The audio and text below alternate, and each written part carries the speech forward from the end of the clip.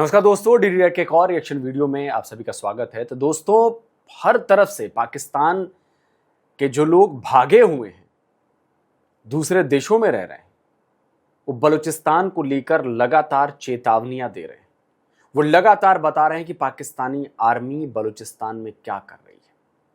और यकीन मानिए, ये ठीक वैसा ही है जैसा 1971 में कर रही थी बांग्लादेश में, जो अब का बांग्लादेश है, तब का पूर्वी पाकिस्तान था। तब पाकिस्तान के अंदर एक दफा फिर आज करबला बनाया गया है और आज पाकिस्तान के अंदर करबला बनाने वालों में पाकिस्तान की एयरफोर्स शामिल थी बाकायदा तौर के ऊपर। कोर कमांडर जनरल राहत नसीम भी इसका जो है वो इस यजीदियत के अंदर शामिल है। जो कुछ आज किया गया, खुदा गवाह है कि इतना जुल्म तारीख में इससे पहले बलूचिस्तान के ऊपर तो हुआ है, पाकिस्तान एयरफोर्स का इस्तेमाल हुआ है, लेकिन एयरफोर्स के इस्तेमाल से क्या बलूचिस्तान जैसे इलाके के अंदर दहशतगर्दी या बगावत को खत्म किया जा सकता है? सवाल ही नहीं पैदा होता।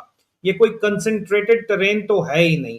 पाकिस्तान की मिलिट्री इस्टेब्लिशमेंट के अंदर मौजूद इनसाइडर कहते हैं कि DGCT ISI major general Khurram Shabir बैठा हुआ है जाके वहां पे बाकायदा तौर के ऊपर, और ये ऑपरेशंस तो करवा रहा है, लेकिन उसके बावजूद ऑपरेशंस करवाने वाले कौन है? जो कि सरकारी डेथ स्क्वाड्स इन लोगों ने बना के रखे में, वो सरकारी डेथ स्क्वाड्स अपने जाती दुश्मनियों को खत्म करवा रहे हैं। ये सरकारी डेथ स्क्वाड लोगों की बेटियों का रिश्ता मांगते हैं और अगर उनको ना दिया जाए तो फिर लड़कियों के भाइयों को उठा लिया जाता है, उनके बापों को उठा लिया जाता है और उनकी लाशें वापस भिजवाई जाती हैं।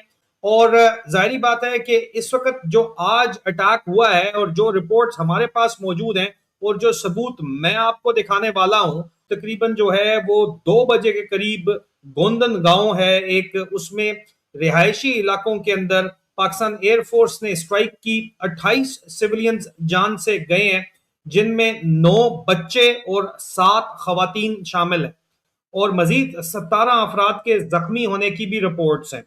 आप सिर्फ और सिर्फ, मैं आपको इमेजेस इतने ज्यादा घनावने हैं कि वो दिखाए नहीं जा सकते। मासूम बच्चों के इमेजेस भी दिखाए नहीं जा सकते। आपका मुल्क का 44% हिस्से में इंटरनेट बंद कर दिया गया है। 11 अगस्त से 14 अगस्त तक मोबाइल सर्विसेज सस्पेंड कर दी गई हैं। 11 अगस्त से 14 अगस्त से मतलब आधा पाकिस्तान जो है वो कब्जे के अंदर है, आधा पाकिस्तान आजाद नहीं है। ये हो क्या रहा है, आप मुझे बताएं। इस वक्त आईएसआई की अपनी सोर्सेज ये दावा करती हैं कि बीएलए को रोकने वाला कोई भी नहीं है। जहाजों से फायर करके इस टेरेन के अंदर बीएलए को नहीं रोका जा सकता। बीएलए को रोकने वाला कोई भी नहीं है। पूरे सूबा इस वक्त पूरा बलूचिस्तान, चाहे डीजीसीटी क्वेटे के अंदर बैठा हुआ है, चाहे कोर कमांडर अपनी गोल्फ खेल रहा है, लेकिन पूरा सूबा नो गो एरिया बन चुका है। ये मेरा आपसे सवाल है, जवाब आपने मुझे देना है। जो ओवरऑल सिचुएशन है उसमें मैं प्रोफेशनली भी आपको ये वाजे करता चलूं कि एक दफा फिर बता दूं कि जो इस वक्त एक्चुअल पल्स रिपोर्ट है, जो एक्चुअल इंटेलिजेंस रिपोर्ट है, जो ग्राउंड ऑपरेटिव्स की रिपोर्ट है, वो ये है। जो स्पेशल ब्रांच की रिपोर्ट है बलूचिस्तान की, वो कहते हैं कि पूरा बलूचिस्तान बीएलए के पास है या बीआरए, जो भी उसको आप बोलना चाहते हो, बागियों के पास है। इसलिए जहाजों से जाके बम मार रहे हैं मासूमों के ऊपर। इनके हाथ से जा चुका है, जाएगा नहीं, जा चुका है बलूचिस्तान। ग्राउंड पे बूट्स ऑन ग्राउंड तो इनके पास है ही नहीं। किराए पे फौजी इन्होंने भेजे हुए हैं, सऊदीया भेजा हुआ है, कोई कतर भेज रहे हैं, कोई यूएन मिशन के ऊपर भेज रहे हैं किराए का। यही तो पॉइंट, ये पॉइंट मैं कई बार से उठा रहा हूं। एयर स्ट्राइक करने की आपकी जरूरत क्या पड़ी? क्योंकि ग्राउंड पर आपके बूट्स नहीं है, ग्राउंड पर अब आपकी हिम्मत नहीं हो रही, ग्राउंड पर अब आपके डर के मारे बैंड बजी है, फट के फ्लावर हो चुकी है आपकी। आए दिन बीएलए वीडियो रिलीज करता है, बीएलए वीडियो रिलीज करता है, सारे लोग वीडियो रिलीज कर रहे हैं। आप लोग की हालत, आप लोग के डर के मारे घिग्गी बंदी हुई है। बुजदिल कौम हो तुम लोग, तो वहीं से गए हैं ना तुम्हारे फौजी बनने। हो तो इन्हीं की पैदाइश तुम लोग, 93,000 की। तो अब चूंकि ग्राउंड पे तुम लड़ नहीं पा रहे हो, ग्राउंड पे वो तुम्हारा भरता बना रहे हैं, कीमा बना रहे हैं, तो अब करोगे ना भैया अब आसमान से भाई बम गिराओ यार, अब हम नीचे नहीं लड़ सकते भाई। ये हालत हो गई है तुम्हारी पाकिस्तानियों। किराए का फौजी है टोटल, वो उन्होंने बाहर भेजा क्योंकि वहां से डॉलर आ रहा है, उसमें जीएचक्यू का भी शेयर आ रहा है। और पूरे का पूरा सिचुएशन इस वक्त, ये कोई बगावत नहीं है। लोग कहते हैं ना बगावत है ना दहशतगर्दी है, ये एनार्की है, तबाही और बर्बादी है। 14 अगस्त 2 दिन बाद है। आज पाकिस्तान आधा आप समझ लें कि है ही नहीं पाकिस्तान। अगर होता तो क्या अपने मुल्क में अपने जंगी तैयारों से बमबारी करवा के अपने सिविलियन औरतों और बच्चों को जो है इस तरह मरवाना पड़ता? ये मेरा आपसे सवाल है। अच्छा देखिए, बलूचिस्तान को लेकर इंटरनेट बंद है, ये कर दिया वो कर दिया, किसी तरह से लोग वहाँ से वीडियोस भेज रहे हैं। जो बाहर बैठे लोग हैं, थोड़ा बहुत उनके पास इंफॉर्मेशन है, उस पर बना रहे हैं। आप ज़रा सोचिए बलूचिस्तान के लोगों को कैसा फील हो रहा होगा। क्या वो अपने आप को पाकिस्तान से एसोसिएट कर पा रहे होंगे? 14 अगस्त है, सो कॉल्ड इंडिपेंडेंस डे। मैं फिर से पाकिस्तानियों को चैलेंज करता हूं, पूरे 25 करोड़ पाकिस्तानियों को, कि साबित कर दो कि तुम्हें इंडिपेंडेंस मिली, साबित कर दो कि तुम इंडिपेंडेंट हुए, साबित कर दो। तो जो कहोगे वो मैं मान लूंगा, लेकिन आज तक कोई पाकिस्तानी कर नहीं पाया। खैर, तो अब सोचिए जरा कि क्या हालत हुई पड़ी है बलूचिस्तान की। बच्चे मारे जा रहे हैं, महिलाएं मारी जा रही हैं, उनके भाइयों उनके बापों को उठा उठाकर लाशों में तब्दील किया जा रहा है, लाशों में तब्दील किया जा रहा है उनको। आप जरा सोचिए, तो कैसे कैसे मनाएं लोग इस सो कॉल्ड इंडिपेंडेंस डे को? ये उनके लिए इंडिपेंडेंस डे नहीं है, टॉर्चर डे है, स्लेव डे है, गुलामी का दिन है। अब देखिए, किसी ने एक पाक अफगान फैक्ट्स करके एक ट्विटर हैंडल है, उसने एक वीडियो पोस्ट किया है और उस दीवार पर ना शायद उर्दू में कुछ लिखा है, वजीरिस्तान लिखा है और 14 लिखा है। दो चीजें समझ में आती हैं, आई डोंट नो बाकी क्या लिखा है, आई डोंट नो, बट उस ट्विटर हैंडल के मुताबिक उस पर लिखा है कि we do not accept August 14, we will not celebrate August 14। उन्होंने कहा कि हम 14 अगस्त को एक्सेप्ट नहीं करते हैं और हम 14 अगस्त को जश्न नहीं मनाएंगे।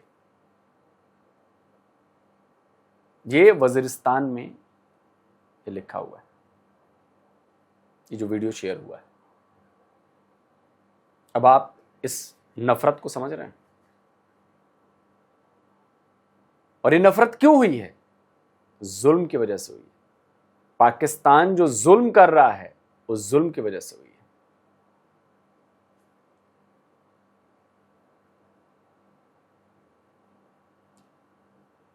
एक महिला हैं, शायद पाकिस्तानी हैं, वो कह रहे हैं कि अगस्त 14 इंडिपेंडेंस डे है, लेकिन अगर आप सिंध जाएंगे तो आपका अपहरण कर लिया जाएगा, आप बलूचिस्तान जाएंगे तो आपको मार दिया जाएगा, आप केपी जाएंगे तो आपको आतंकवादी करार दिया जाएगा, और आप पंजाब जाएंगे तो आप गायब हो जाएंगे और अपने राइट्स मांगने के लिए आप गायब कर दिए जाएंगे। सुनिए, 14 अगस्त आज़ादी का दिन, मगर सिंध जाओगे तो अगवा हो जाओगे, बलूचिस्तान जाओगे तो मार दिए जाओगे, केपी के जाओगे तो दहशतगर्द कहलाओगे, और अगर पंजाब जाओगे तो हक मांगने पर उठा लिए जाओगे। 78 साल पहले मुसलमानों को एक अलग आज़ाद वतन की ज़रूरत थी। आज बाशऊर अवाम को खुददार, ईमानदार और आज़ाद सरबराहों, हुक्मरानों की ज़रूरत है, ताकि धरती माँ में अदलो इंसाफ का निज़ाम कायम करके इसे पुरअमन और खुशहाल बनाया जा सके। पाकिस्तान जिंदाबाद, बाशऊर अवाम पाइंदाबाद। ये सब चीजें मैंने आपको क्यों दिखाई? मैंने आपको दिखाई कि एज ए पाकिस्तान स्टेट आप सोचिए कि आप किस तरह के देश में रह रहे हैं। और ये कोई इंडियन ये बातें नहीं कह रहा है, ये आपके यहां के लोग कह रहे हैं, पाकिस्तानी कह रहे हैं। अब आप कहेंगे कि ये गद्दार हैं, वो हैं, जो भी हैं, बट मेरा सवाल ये है कि जो बातें ये लोग कह रहे हैं क्या वो गलत कह रहे हैं? इसको साबित करने के लिए आपके पास क्या लॉजिक है, क्या सबूत है? बलूचिस्तान में आपकी एयरफोर्स हमला करके बच्चों को मारती है, महिलाओं को मारती है, इतने लोगों को मारती है। आपको लगता है कि वो 14 अगस्त सेलिब्रेट करेंगे? बताइए। कोई राइट्स नहीं मिल रहे। पाकिस्तानी ऑक्युपाइड जम्मू कश्मीर में लोगों को मार दिया गया, पिछले 2 महीने में 100 लोगों को मार दिया गया। आपको लगता है कि वो इंडिपेंडेंस डे सेलिब्रेट करेंगे सो कॉल्ड? सोचिए। और देखिए, मुझे तो ये होता हुआ दिख रहा है। बलूचिस्तान आजाद होते हुए मुझे नजर आ रहा है। जितना भी टाइम लगे, लेकिन बलूचिस्तान आजाद होकर रहेगा, क्योंकि जुल्म तो जुल्म है, जुल्म तो जुल्म है। और कोई कह रहा था ना कि 1500 बलूच क्या कर लेंगे। 1500 बलूच नहीं, 5 लाख बलूचों की फौज है, 5 लाख। और वो जब उतरेगी ना, संसाधन नहीं है, उतनी बंदूकें नहीं है, जिस दिन ये सारी चीजें उनके पास आ जाएंगी ना, तो जिस दिन वो उतर जाएंगे तो हश्र यही होने वाला है। सरेंडर करोगे तुम लोग बलूचों के आगे, तुम्हारी फौज सरेंडर करेगी, देख लेना। पतलूने तो अभी भी उतार लेते हैं वो बलूच तुम्हारी। दोस्तों, आप क्या कहते हैं? कमेंट करिए, अपनी राय दीजिए। जल्दी मिलता हूं एक और नए वीडियो के साथ। नमस्कार, जय हिंद।